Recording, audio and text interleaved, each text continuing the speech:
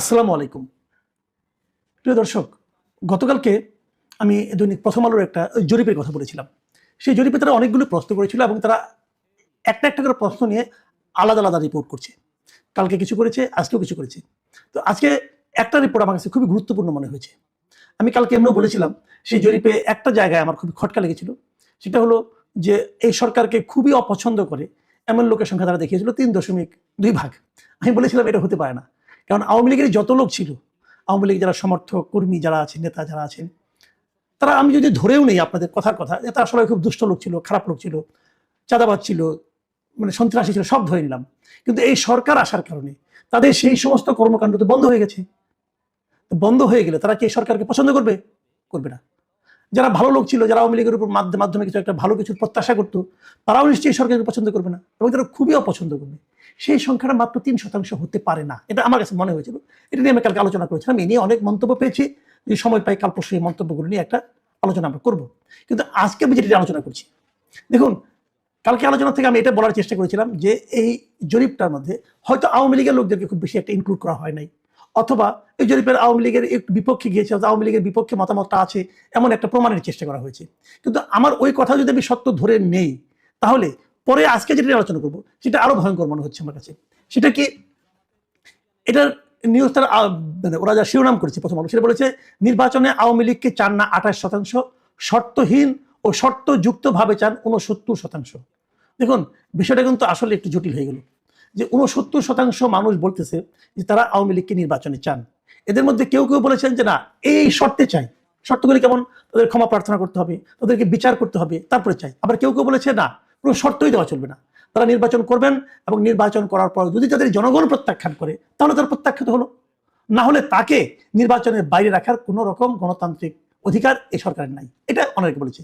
এখন সেখানে আমি একটা জিনিস, যেমন এই প্রশ্নটা যে প্রশ্নটা ছিল, আমি সেটা আপনাদের আরো ভেঙে ভেঙে বলি।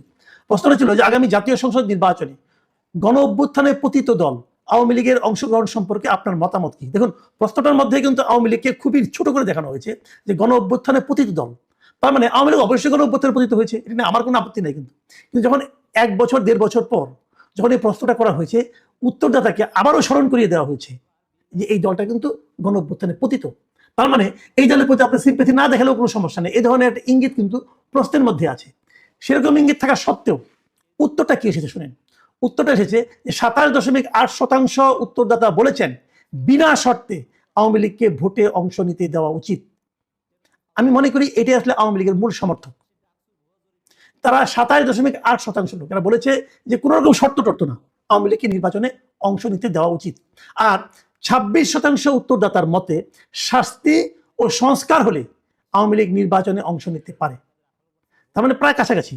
26% লোক মনে করেছে যে আওয়ামী লীগের যদি একটা শাস্তি দেওয়া হয়, অথবা আওয়ামী লীগ যদি নিজেদের মধ্যে কিছু সংস্কার করে, তাহলে তাদের নির্বাচনে অংশ নিতে দেওয়া উচিত।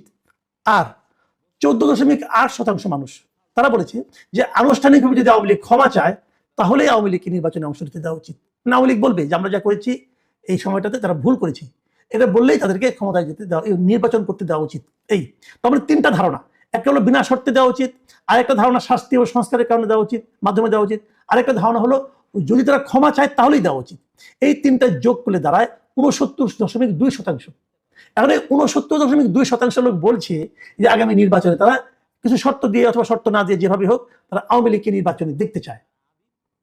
আমরা যে নির্বাচনের দিকে অগ্রসর হচ্ছি, মানে ডক্টর ইউনূসের অন্তর্বর্তীকালীন সরকার, তারা যে নির্বাচনে আয়োজন করতে যাচ্ছে, সেই আয়োজনের সঙ্গে কিন্তু এই 69.2% মানুষের মতামতের কোনো মিল নেই। এই যে এত লোক বলছে যে আওয়ামী লীগকে নির্বাচনে অংশ নিতে দেওয়া উচিত, আর সরকার বলছে যে আওয়ামী লীগ নির্বাচন করতে পারবে না, তাহলে সেই নির্বাচনে সাধারণ মানুষের প্রতিনিধিত্ব, দেশের সমস্ত মানুষের যে মতামত, তাকে সত্যিকার অর্থে প্রতিফলিত হবে? আমার মনে হয় হবে না। এবং আমার সেই সঙ্গে এটাও মনে হয় সরকার একটা বড় ধরনের ঝুঁকি নিতে যাচ্ছে।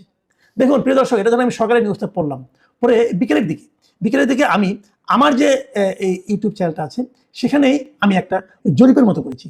যে এই প্রশ্নটা আমি করেছি, আমার প্রশ্নটার সঙ্গে এদের প্রশ্নের খুব একটা অমিল নাই। আমার প্রশ্নটা ছিল যে আপনি কি মনে করেন আগামী নির্বাচনে আওয়ামী লীগকে অংশগ্রহণ করতে দেওয়া উচিত? আমি প্রশ্নটা ছোট করে করেছি। উত্তর কি এসেছে দেখেন, 72% লোক বলেছে অবশ্যই নির্বাচনে অংশ নিতে দেওয়া উচিত। তার মানে ওখানে ছিল 69.1%, সবগুলি যোগ করলে, আর আমার এখানে হচ্ছে 72%, মানে কাছাকাছি কিন্তু, মানে সাধারণ মানুষের যে মতামতটা, এটা প্রথম আলো এবং আমার এখানে প্রায় একই রকম হয়েছে। আর নির্বাচনে অংশ নিতে দেওয়া উচিত নয় বলেছে 21% লোক, অপরাধের জন্য ক্ষমা চাইলে নির্বাচন করতে দেওয়া উচিত বলছে 5% লোক, আর 2% লোক কোনো মন্তব্য করতে চায় নাই। আমার এখানে গত 5 ঘন্টায় আমি দেখেছি সেখানে 11,000 লোক ভোট দিয়েছে। 11,000 লোক কিন্তু তারা বাঙালি, বাংলাদেশি। তারা আওয়ামী লীগ, বিএনপি, জামাত এদের কারো না কারোকে ভোট দেয় অথবা অন্য কোনো দলকে ভোট দেয়। তাদের মধ্যে 72% লোক বলেছে যে আওয়ামী লীগকে নির্বাচনে অংশ নিতে দেওয়া উচিত। আর যদি তারা ক্ষমা চায় তাহলে বলেছে যে ক্ষমা চাইলে আরো 5% বলেছে তাকে নির্বাচনে ভোটে ইলেকশন করতে দেওয়া উচিত। তাহলে এই যে দুটো আমরা পেলাম, প্রথম আলোর এত আলোচিত জরিপ আর আমার মতো ক্ষুদ্র মানুষের 11,000 লোকের জরিপ, মতামতটা কিন্তু ঘুরে ফিরে একই জায়গায় আসছে। সেই মতামতটা কি? যে আওয়ামী লীগকে নির্বাচনে অংশ নিতে দেওয়া উচিত। যদি আপনি না দেন তারপরে না আমি এগুলি মানি না, আমি আমার মতো যেটা ভেবেছি সেটাই হবে, তাহলে কি হবে? আপনি বৃহত্তর জনগোষ্ঠীর মতামতকে উপেক্ষা করলেন। তো যে সরকার বৃহত্তর জনগোষ্ঠীর মতামতকে উপেক্ষা করে, সেই সরকারকে আমরা কি সরকার বলবো? সেটা কি জনগণের সরকার হবে? হবে না। সেটা তো এনসিপি সরকার হতে পারে, সেটা তো জামাতের সরকার হতে পারে, সেটা হয়তো বিএনপি সরকার হতে পারে, কিন্তু সেটা এই প্রায় 70% মানুষের সরকার হবে না। তো 70% মানুষের মতামতকে উপেক্ষা করে আপনি কিছু একটা করে ফেলবেন ভাই, সেটা কি ইতিহাস আপনাকে ক্ষমা করবে? আমার সেটা মনে হয় না। আমি মনে করি, দেখুন আমি এখানে একটা কথা বলিনি আপনাদেরকে, সেটা হলো এই প্রথম আলো যে রিপোর্টটা আমি পড়েছি, সেই রিপোর্টের নিচের দিকে আপনারা তো জানেন প্রথম আলোতে প্রচুর মন্তব্য থাকে, কিন্তু আমি আপনাদের যদি একটা যেটা মন্তব্য করে পড়ে শোনাই তাহলে আপনি বুঝতে পারবেন। একজন মন্তব্য করেছেন, আননেমড ইউজার লিখেছেন যে 69% মানুষের রায়কে উপেক্ষা করে নির্বাচন করলে সেই নির্বাচন অবশ্যই প্রশ্নবিদ্ধ হবে। সরকারের উচিত জনগণ যে আওয়ামী লীগকে আর ক্ষমতায় দেখতে চায় না সেটা ভোটের মাধ্যমে প্রমাণ করে দিতে। এটা কিন্তু একজন ইউজারের বক্তব্য। এখন যদি আপনি ভোটের মাধ্যমে প্রমাণ না করতে পারেন তাহলে আপনি নিজে নিজে সিদ্ধান্ত নিলেন না তাদের দেওয়া উচিত না, সেটা কি আপনি পারেন? আপনি তো বিচারক নন। যদি বিচার বিভাগের মাধ্যমে একটা সিদ্ধান্ত হতো তাও আমরা মানতে পারতাম। আপনি কে সিদ্ধান্ত নেওয়ার? আপনি কেউ না। আপনি যে আসলেই কেউ না এটা আপনারা কদিন পরেই বুঝতে পারবেন। আপনারা কেউ না। আপনারা মনে করছেন আপনাদের সবকিছু করার ম্যান্ডেট আছে, এই মনে করা আপনার মধ্যে সীমাবদ্ধ। এই দেশের মানুষ সেটা মনে করে কিনা সেটা আপনি জানেন না এবং জানার চেষ্টাও করেন নাই। এই জায়গাটাতেই আপনারা পিছিয়ে আছেন। এবং প্রত্যেকটা শাসক, আমি তাদের স্বৈরাচারী শাসকই বলবো, তারা জনগণের পালসটাকে এভাবেই উপেক্ষা করে, এবং উপেক্ষা করার ফল কিন্তু তাদের জন্য কোনোভাবেই সুখকর হয় না, অতীতেও হয় নাই, আগামীতেও হবে না। প্রিয় দর্শক, এখন এই পর্যন্তই। আল্লাহ হাফিজ।